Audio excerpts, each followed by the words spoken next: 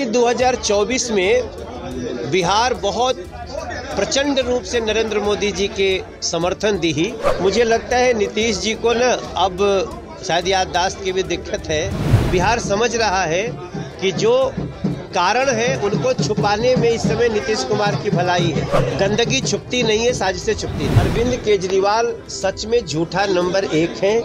आकांक्षा दुबे को न्याय मिलेगा, जो दोषी होगा वो बिल्कुल नहीं बच पाएगा। फिल्म अभिनेता और दिल्ली के भाजपा सांसद मनोज तिवारी अपने 1 दिवसीय निजी कार्यक्रम के तहत शुक्रवार की शाम पहुंचे बक्सर, जहां उन्होंने बिहार और दिल्ली सरकार पर जमकर साधा निशाना। कहा, बिहार में 2024 में नरेंद्र मोदी के नेतृत्व में जनता प्रचंड बहुमत देगी। नीतीश जी को इस वक्त याददाश्त की दिक्कत हो रही है। नीतीश जी अति महत्वाकांक्षा में अपनी जमीन खो चुके हैं। इसका एहसास उन पर 2024 और 25 में होगा। कि 2024 में बिहार बहुत प्रचंड रूप से नरेंद्र मोदी जी के समर्थन दी ही और एकरा पीछे नरेंद्र मोदी जी के काम बा,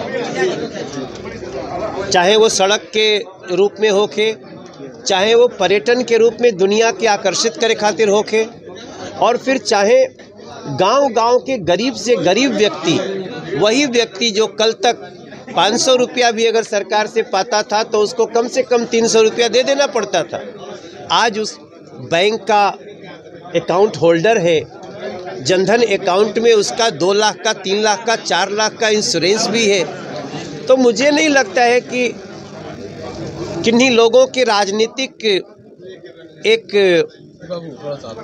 गठन करने से, गठबंधन करने से नरेंद्र मोदी जी का कोई नुकसान हो।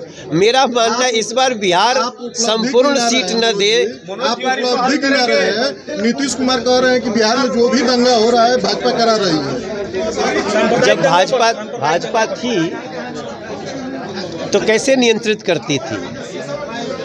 मुझे लगता है नीतीश जी को न अब शायद याददाश्त की भी दिक्कत है। तो नीतीश जी अपनी एक अति महत्वाकांक्षा में जमीन खो चुके और इसका एहसास उनको 2024 में भी होगा, 2025 में।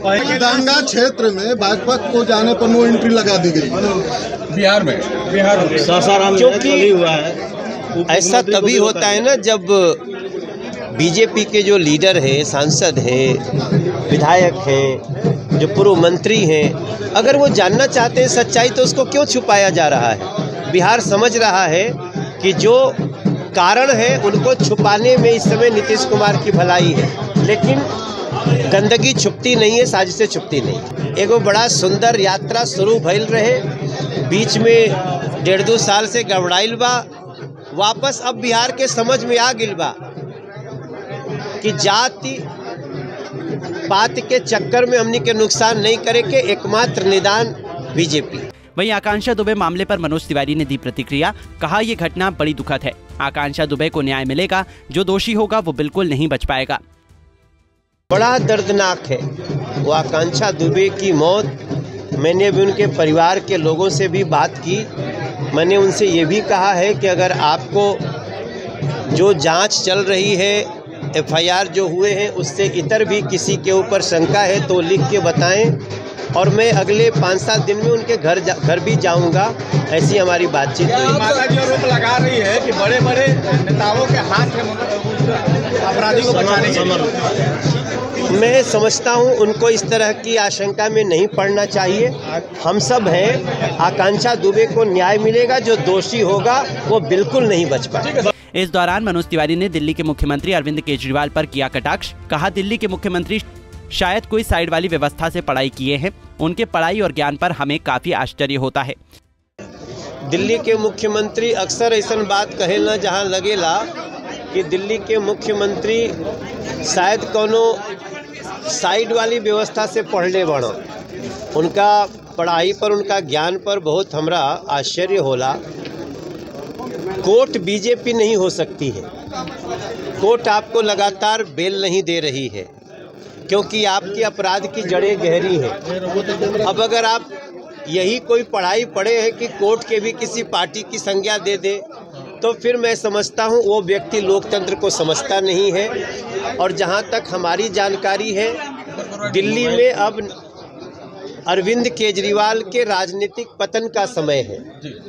आप देखे होंगे कि पिछले चुनाव में उनका 13% वोट घटा है दिल्ली में, और इस 13% के घटाव के बाद जो हर गली में, सड़क पे इस समय एक ही बात चलती है कि अरविंद केजरीवाल सच में झूठा नंबर 1 हैं, और वो जो भ्रष्टाचार के पूरी तरह से दलदल में घुस गए हैं।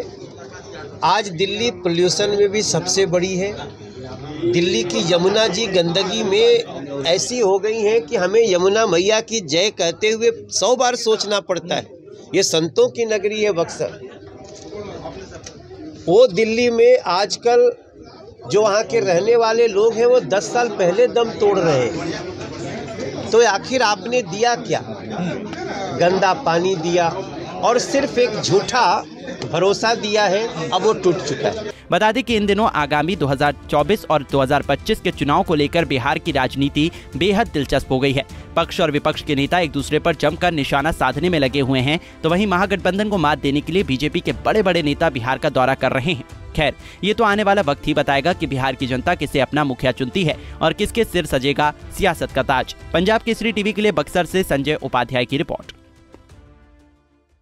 हमसे जुड़े रहने के लिए हमारे YouTube चैनल को सब्सक्राइब करें और नई वीडियो की नोटिफिकेशन के लिए बेल आइकॉन को दबाएं।